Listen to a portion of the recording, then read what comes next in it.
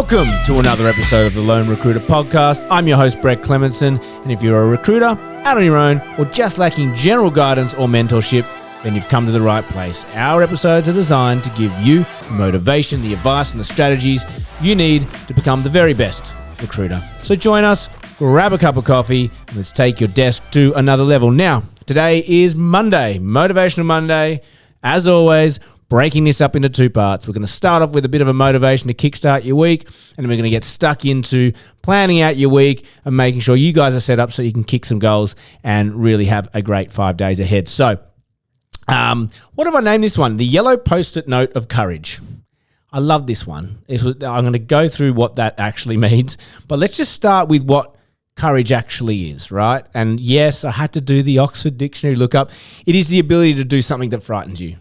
Right? Courage is the ability to do something that frightens you, even when you don't want to do it.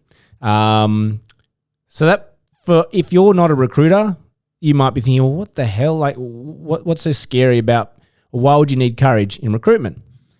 In the context of recruitment, if you listen to this, you'll understand, I think, what might frighten a recruiter would be rejection, awkward conversations, negotiating fees, even disputes over introductions, anything where there's a bit of friction, right? Or where there might be a bit of awkwardness, or there might be a bit of, it's not smooth sailing. And I think the difference between an early recruiter and a seasoned recruiter, or a successful recruiter and a not successful recruiter, is that ability to just quickly get on with it, have large amounts of courage, and just get through the work. So, in my experience within recruitment and watching others and helping others, irrespective of whether you have courage or not, you ultimately end up doing the task that needs to be done.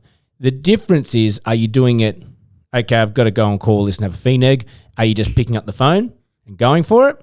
Or are you the sort of person that spends half your day shuffling paper, coming up with all the arguments and all the rebuttals? Are you the person that thinks about it, sweats on it, oh, it's time for a coffee, drags that thing out all day, and then they finally get on the phone? Because you will eventually get on the phone, because someone's going to say, get on the phone and have that conversation. So the point of this episode is, how do you go from spending half a day to build up the courage to make those calls and to do those activities, to just getting on with it and doing it? So if this is something that resonates with you, stick on the line. I'm going to help you. I'm going to give you my mate's red hot tip. So I have a friend. He might be listening. His name's Elliot. He's not in recruitment. He's a very successful salesman. He's built up teams in London, Sydney. He's just been relocated to take an APAC role in Hong Kong for huge, large, high corporate sales, big sums of money. And there's a lot on the line when he negotiates and when he gets into these big deals. They do take a bit of time. But he once said to me, I've got my yellow post-it note of courage. The hell is the yellow post-it note of courage? He said, whenever you need to make a call, I have it on the side of my computer, and it's just all my flexes, all the things that I have achieved within my job that I considered a success, or that I considered was I impressed myself and maybe others, or maybe a challenge that I overcame. But he basically lists them all on his yellow post-it note. It's very rudimentary, and he has it there. So when he needs to get on a call and he needs to call upon some courage, he's not just fabricating it on the spot. He's got a cheat sheet. He pulls it up and he goes, okay, I made that deal with that client. This was a real challenge, this client, and I overcame that. And he just reminds himself of his successes. So your post-it note will be completely different to his, or hers, or mine, or your boss's. It is basically, I kind of look at it as like, it's your personal best, right? Where did you excel?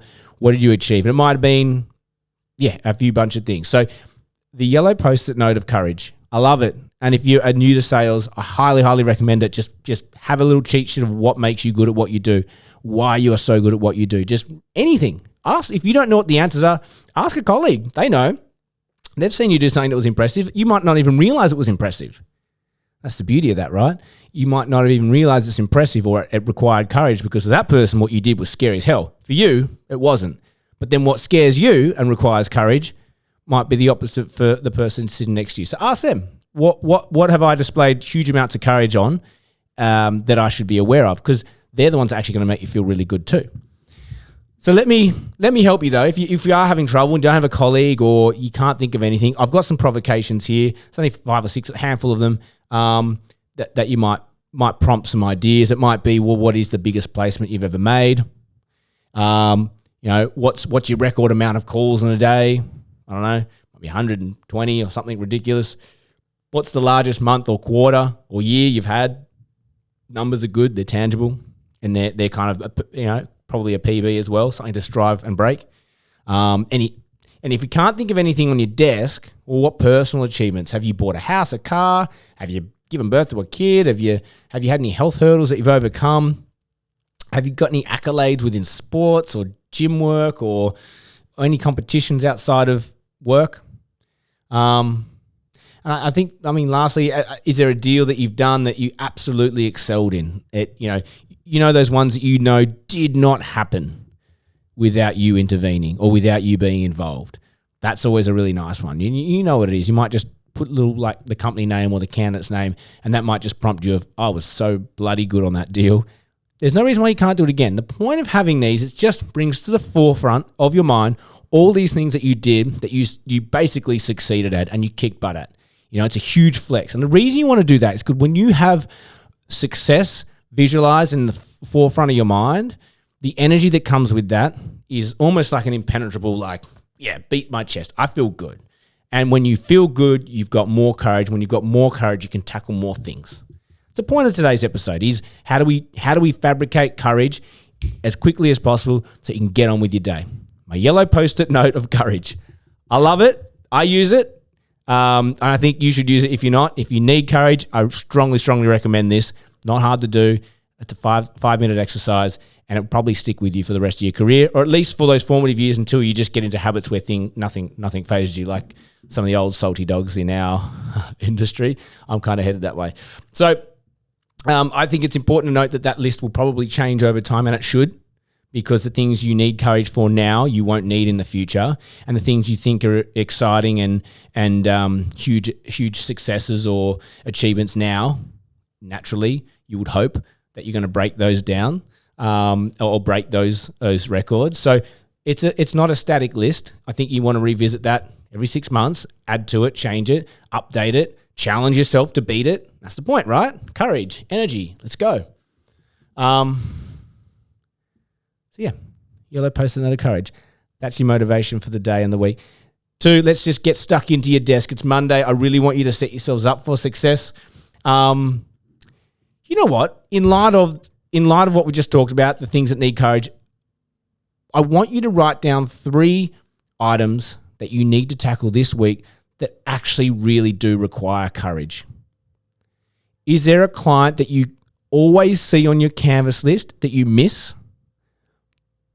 We all have them because it's a battle, or it's a brick wall, or it's a talent acquisition internal that just says go away, go away, go away. Have you been blacklisted? Are there 3 tough things that are going to require a lot of your courage this week that we can tackle?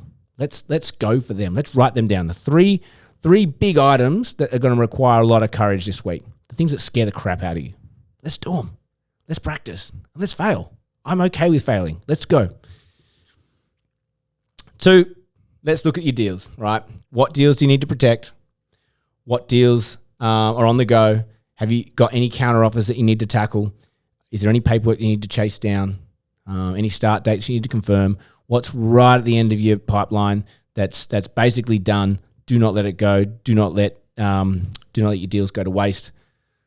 3, we've got 7 things here. 3, what's closest to the money? Again, you can press pause if I'm racing ahead too far.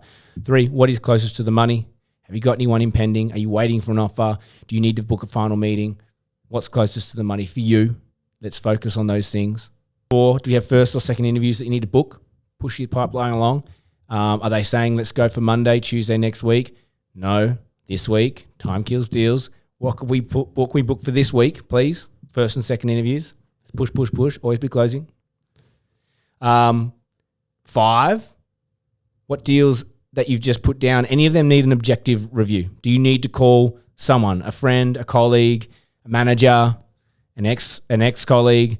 Is there someone you can call that goes, hey, I think you should try this on that deal, or you've got everything to a really good spot, but have you thought of this? Objectivity is crucial. I say it to ad nauseum. Objectivity on your deals will generate an additional 100 grand per year if you have the right people in place to ask you the right questions and to prod things along. Guarantee it. Guarantee it.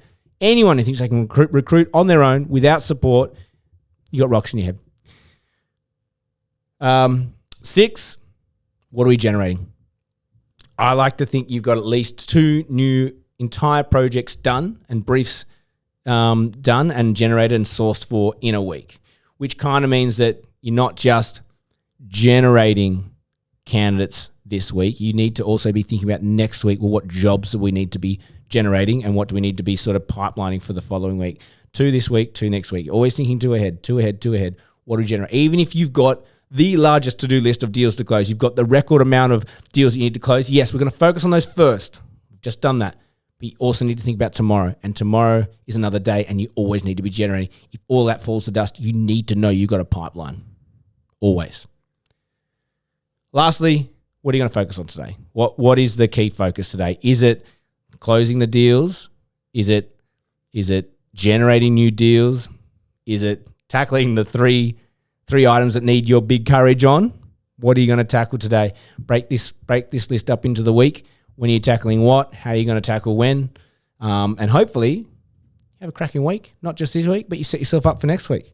So remember, courage is relative to your achievements. It's a completely personal thing, and don't be ashamed by your courage, your yellow Post-it note. If you do it with a friend, if yours are different to your friends, don't worry about it. It's not about them. It's about you. Don't even share notes if it's going to help you. But the courage, the notes, they're all relative to you. And if you can create it, just get stuck in. Try it. You're going to love it. That's what we have time for you today. If you got any value out of today's episode, as always, can you please subscribe, share, recommend this podcast? It really helps us grow and get it out to a wider audience. You can get all of our podcast material. Simply join our mailing list at thelonerecruiter.com or email hello@thelonerecruiter.com and get all the material right to your inbox. As always, have an amazing day and may all your deals come true. Yes!